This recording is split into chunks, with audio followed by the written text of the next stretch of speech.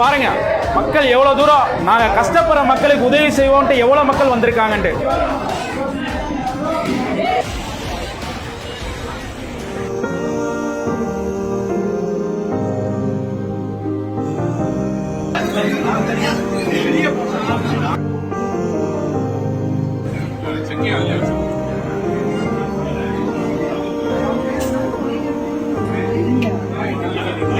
நல்லா வவுறார சாப்பிட்டு உங்களால முடிஞ்ச 10 ரூபாயோ 10,000மோ நம்ம வயநாடு உறவுகளுக்காக இலக்கடியில வச்சுட்டு போங்க. கை கோர்ப்போம், கை கொடுப்பதற்காக. தமிழன் என்று சொல்லடா, தலை நிமிர்ந்த நெல்லடா அப்படின்னு உலகமே மெச்சுற அளவுக்கு ஒரு வித்தியாசமான மொய் விருந்தை நடத்தி இருக்காரு தமிழ்நாட்டை சேர்ந்த ஹோட்டல் உரிமையாளர் ஒருத்தர்.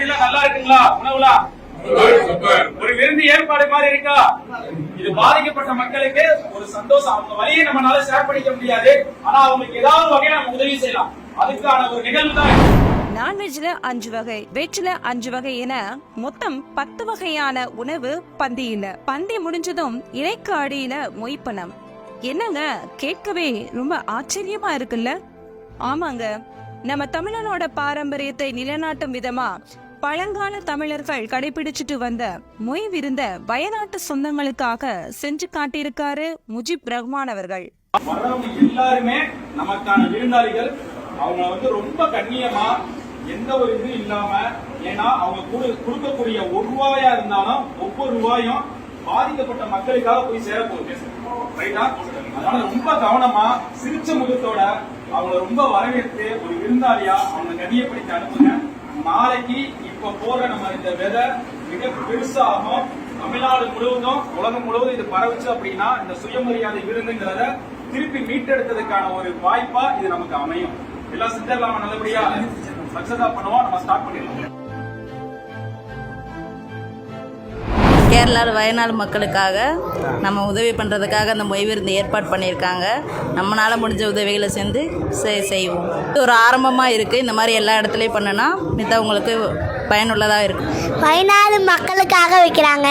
அட்டு மை வைக்க வந்திருக்கேன். ஓகே.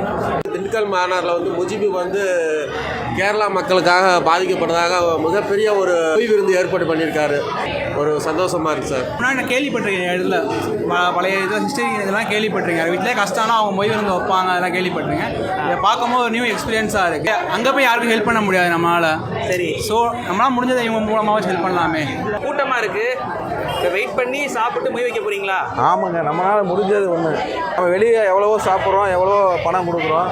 இருந்தாலும் இந்த ஒரு வயநாட்டை நடந்தக்கூடிய ஒரு பேரழிவுக்காண்டி இவங்க இப்படி ஒன்று பண்ணுறாங்க. அந்த இதுக்கு நம்மளால் முடிஞ்சதாக ஒரு சப்போர்ட் பண்ணுவோம். பாதிக்கப்பட்ட மக்களுக்கு ஏதாவது ஒரு உதவி செய்யணுங்கிறதா நம்ம தமிழுடைய பாரம்பரிய வழக்கமா இருக்கு. முன்காலத்தில் பார்த்தீங்க அப்படின்னா மொய் விருந்துன்னு நடத்தி அதை சாப்பிட்டதுக்கு அப்புறம் அவங்களால முடிஞ்ச தொகையை இலைக்கடியில் வச்சுட்டு போவாங்க. அந்த பணத்தை எடுத்து ஒரு கஷ்டப்படுற மக்களுக்கு மீட்டெடுக்கிறதா அந்த மொய் விருந்தோட கான்செப்ட்.